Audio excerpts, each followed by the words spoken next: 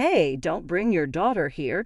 The manager snapped at me with his usual mean face when I attended the company's anniversary party with my wife. My wife, at 20, might look like my daughter, but to me, she is irreplaceable. Age doesn't matter. However, my senior manager, who doesn't like me, seemed to enjoy making such remarks. Sensing the atmosphere, my wife looked slightly uncomfortable. Seeing me unsure of what to do next, my wife slowly started introducing herself. Suddenly, the president next to us turned pale and spoke up loudly. "My name is Michael Moore. I'm turning 50 this year, though people say I look younger. I can't beat time no matter how hard I try. I'm nowhere near my 20s in terms of energy.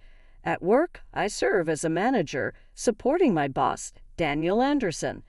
Daniel seems to be frustrated with my mediocrity, always harassing me in one way or another. Despite being busy with daily tasks, Daniel's pressure makes my days tough. Still, it's a relief to come home every day to my charming wife. My wife, Maria, is 20 years old, and there's a 30-year age gap between us. Marriage was the last thing on my mind initially. Maria and I met by chance on the street. Walking home from work, I saw a woman collapse face first in front of me. I rushed over to help, but she had a severe forehead injury and was unconscious. I called an ambulance, and at the hospital, they found a serious illness. Fortunately, because it was detected early, surgery fully cured her. That woman was Maria. Having saved her life, Maria insisted on thanking me, and we went out for meals a few times. At first, I saw Maria as a daughter, but the more I got to know her, the more I realized she was mature and attractive. However, the age gap bothered me, so I rejected her advances multiple times. In the end, I relented on the condition that we date with future marriage in mind. We have the company's anniversary party tomorrow, and I plan to take my wife. On the day of the party, I nervously put on my suit. "Are you nervous?" Maria asked. "Of course I am. It's the first time I'm attending with you in front of everyone. Aren't you nervous?" "No, I'm used to this kind of thing." One reason I fell in love with Maria is her always confident demeanor. Despite the 30-year age gap, she's remarkably composed and unafraid in any situation. I truly respect Maria for that. We got into the car and headed to the party venue. Maria went to the restroom, so I decided to explore the venue a bit. As soon as I entered, Daniel hurried over to me. "You finally made it. I thought you weren't coming. So where's your wife?" "She's in the restroom now. Since you didn't invite anyone to the wedding, this is the first time we finally get to see her," Daniel said with a smirk. "This teasing is exactly why we didn't have a wedding." After chatting for a while, Maria returned from the restroom. "Sorry to keep you waiting. Oh, did you find your way all right?" she asked. "Yes, and could you introduce this gentleman?" Maria turned to Daniel, asking about him. "He's the manager of my department," I replied. Maria's expression shifted from relaxed to serious as she greeted him. "Nice to meet you. Hey, don't bring your daughter here." Apparently, Daniel thought Maria was my daughter. It's understandable since I could have a daughter her age, but I felt it wasn't good to leave the misunderstanding, so I confessed that Maria is my wife. Daniel's eyes widened in surprise, and then he burst into loud laughter. "Come on, you're joking, right? This young girl is your wife." Maria is indeed 20 years old, but she's a wonderful woman. "No way, a 20-year-old doesn't know anything about the world," Daniel scoffed, making condescending remarks about Maria. "I can tolerate unfair treatment or insults directed at me, but I would never forgive anyone for insulting my beloved Maria." Still, it was the company's anniversary party, and the president was just behind Daniel. I knew I couldn't make a scene, so I struggled to contain my anger.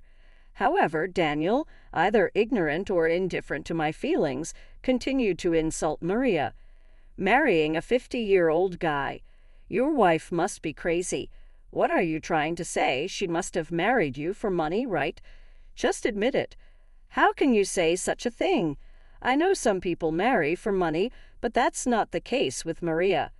Then what does she do for work? If you're saying that, she must be making a lot of money, right?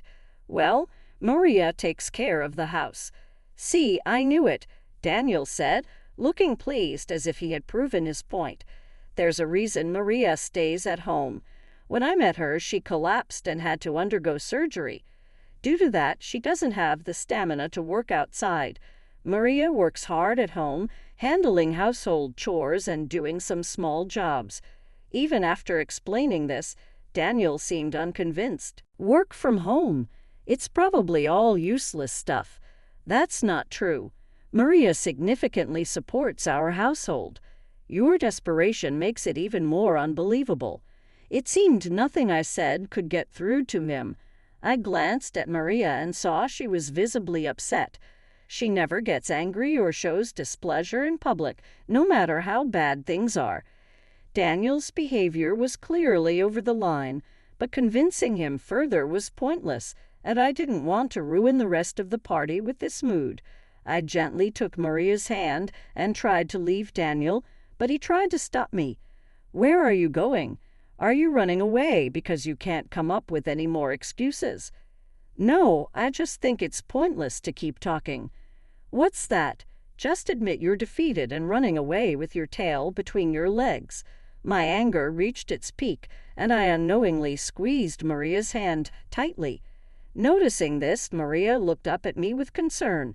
Then she turned around and suddenly began introducing herself to Daniel. "Sorry for the late introduction. I'm Maria Moore. I know you said that earlier. Young folks just don't get the atmosphere." Daniel laughed, but the person next to him had a different reaction. The president, who had been standing beside Daniel without me noticing, was looking at us, pale-faced. "Maria Moore, are you the same person who recently became a popular novelist?" "Yes, that's me. I'm glad you know my work." Actually, Maria recently debuted as a new novelist. She was originally in college, but due to her illness, it became too difficult to attend classes, so she took a leave of absence and eventually withdrew. By then, we had already decided to get married, and I told her she didn't need to work, but she insisted on working. Given her limited stamina for working outside, we considered jobs she could do at home. That's how she became a novelist. Maria loves mystery novels and has written short stories as a hobby. She was embarrassed to show her work to anyone, but once she started writing, she couldn't stop. Now she spends every day in front of her computer. Recently, she wrote a novel that won a major award. Anyone who likes novels might have seen Maria's name before. Since she writes under her real name, people often ask, "Are you the novelist?" Apparently, the president is a fan of mystery novels and recognized her name. A novelist and a mystery novelist at that. "Why didn't you say so sooner?" I asked Maria. "I wasn't sure if I should mention it, so I kept quiet." "You were just trying to protect me, right?" "Thank you." Daniel, who had been looking down on Maria, was genuinely shocked to learn she was a novelist. Learning that her first novel won a major award left him at a loss for words. It's understandable since no one expects to have a novelist in their midst. However, Daniel, still in disbelief, demanded proof that Maria was indeed a novelist. There could be another novelist with the same name. "Show me the proof, Maria." "Daniel, stop it. That's disrespectful to her." "It's okay. It's natural to have doubts. Proof, right?" Maria said, pulling out a business card from her small bag and handing it to Daniel. I had insisted she carry those cards, and it turned out to be the right decision. Although this wasn't the ideal situation, proving Maria's credibility was most important. Daniel took the card and just stood there, stunned. "A business card can be faked.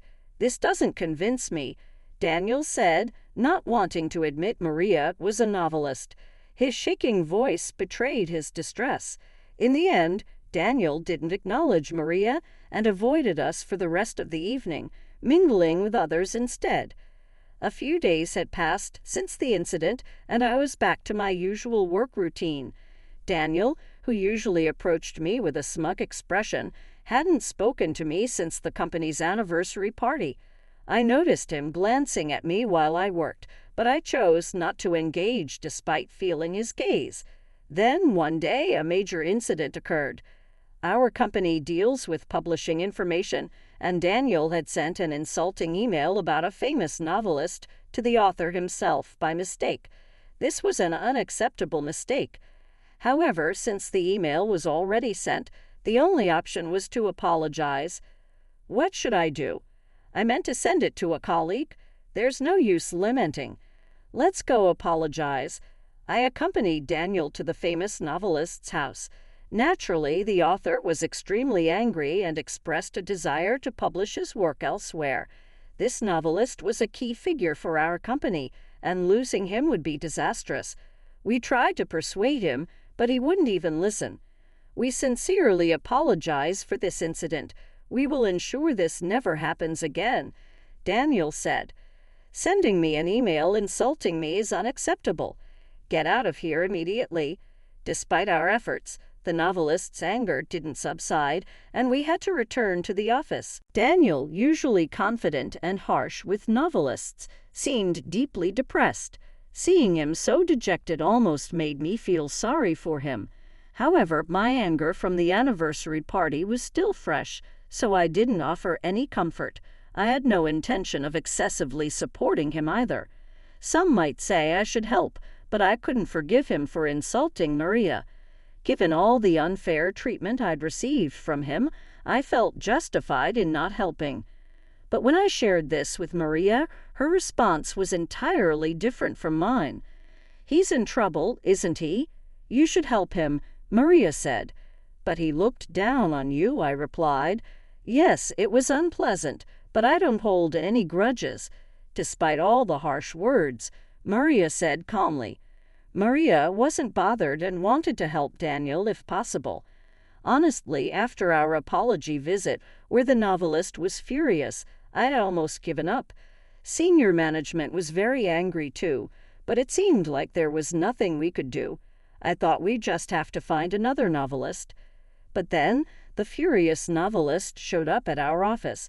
No one expected him to come, especially without an appointment, so everyone was shocked. Even more surprising, he looked cheerful, not angry at all. Daniel nervously approached him. "What brings you here today?" "Well, I heard you know Maria Moore," the novelist said. "Maria told me that criticism is common and to use it as motivation." The novelist, who had been furious, was now smiling and talking to Daniel. Apparently, he knew Maria, which was news to me.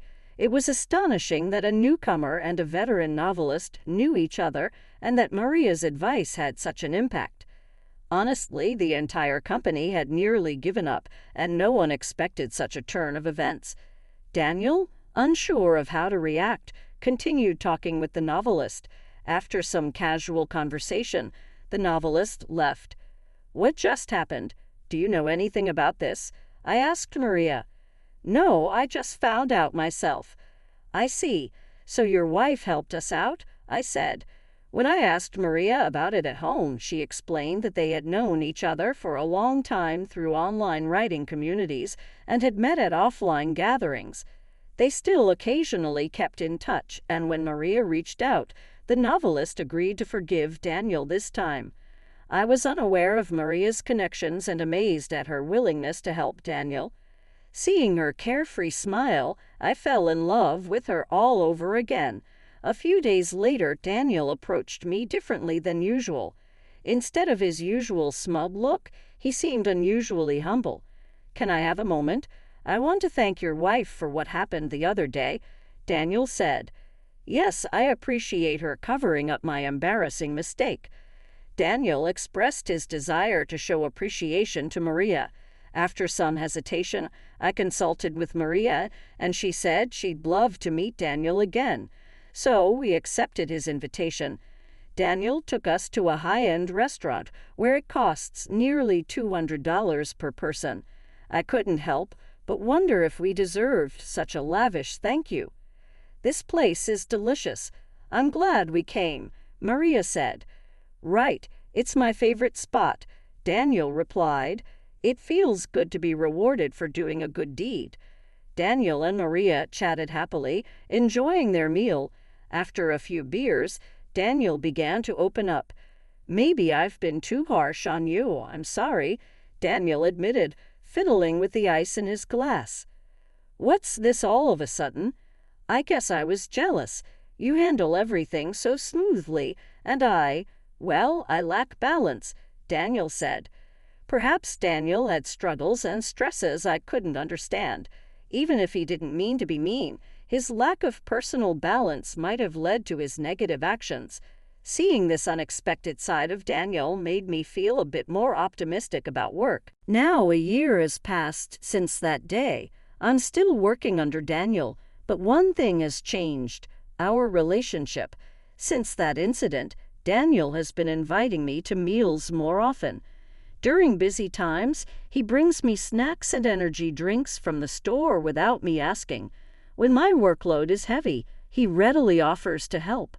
"Looks like you've got a lot of work today. I'll help you with half of it," Daniel would say. "You're being unusually kind. Is it going to snow today?" "Of course not. Not being able to look around like this is all thanks to Maria. If she hadn't helped Daniel back then, we wouldn't have built this good relationship. It turns out Daniel wasn't such a bad person after all, and his reputation around the office has improved. He used to be the type to complain and get angry over small things, making the office atmosphere terrible. But now everyone seems to enjoy their work, and Daniel himself appears to be enjoying his job. This whole experience showed me how much a person's demeanor and way of speaking can change the overall work environment. Work is still busy, but I'm managing to cope. To show my gratitude to Maria, I successfully requested a week off, and starting tomorrow, Maria and I are going on our first trip in a long time. "You told me you were busy. Is it okay?"